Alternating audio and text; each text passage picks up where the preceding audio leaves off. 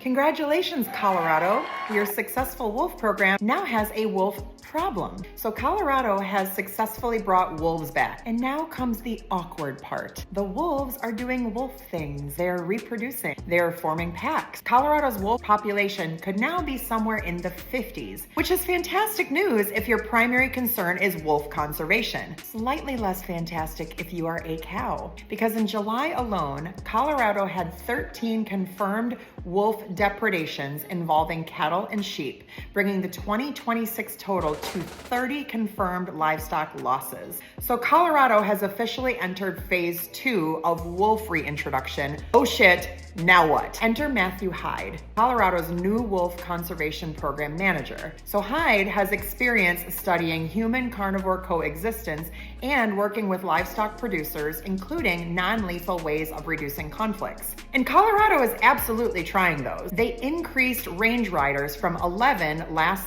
season to 15 this year, about a 36% increase. They're removing carcasses, hazing wolves, assessing problem areas, and using other deterrents.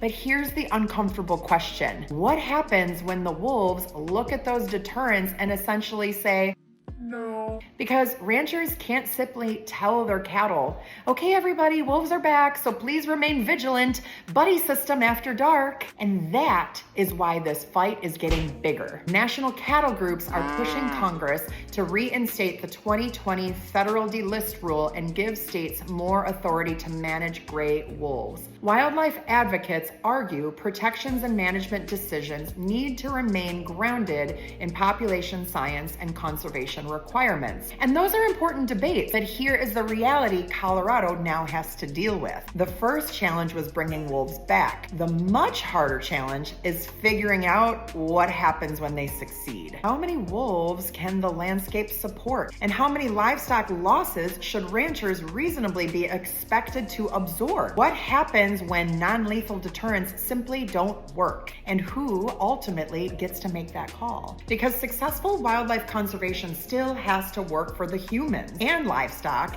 actually living on that landscape. Welcome to phase 2.